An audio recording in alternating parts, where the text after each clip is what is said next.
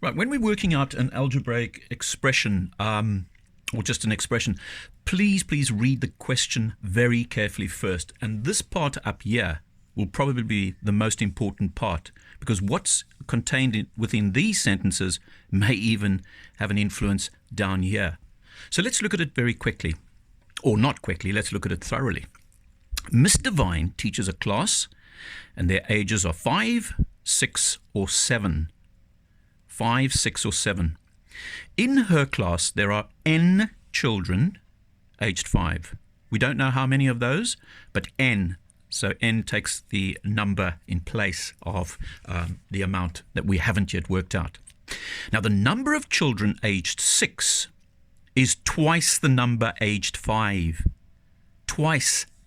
So 2n, 2 times that amount, 2 times n, which then gives me, if I'm going to write an algebraic expression in terms of n for the number of children aged 6, remember they twice the age, twice, so it is 2n, 2 times n. We don't write it as 2 times n or n times 2, we write it 2n.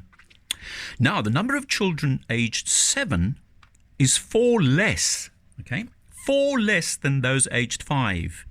So we had 5n, n standing in for the number of children aged 5. We don't know how many, but whatever it is, they are, the 7-year-olds, 4 less than the 5-year-olds. So that will be n minus 4, okay? Now, there are 20 children in Miss Devine's class.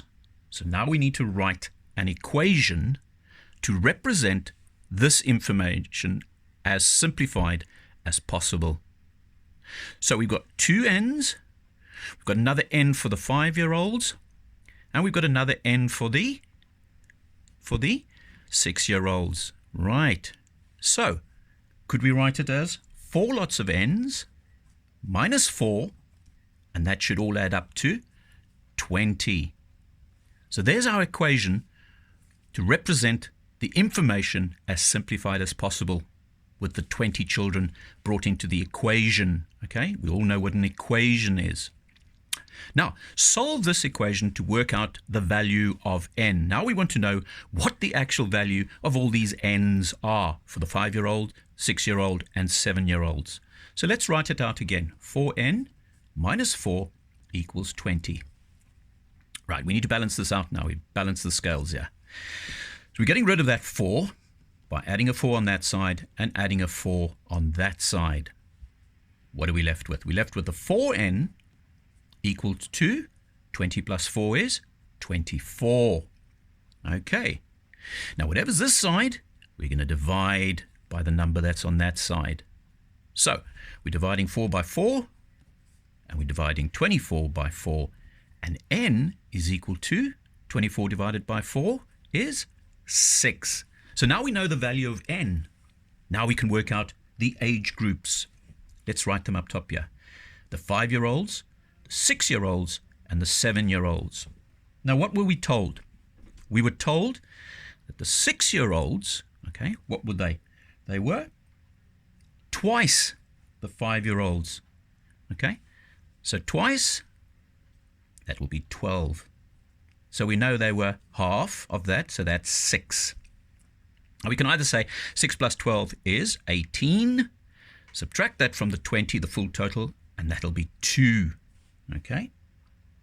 Now, what do? We want to know the total of all the ages, the 5s plus the 6-year-olds plus the 7-year-olds. We're not adding those numbers, 5, 6, and 7.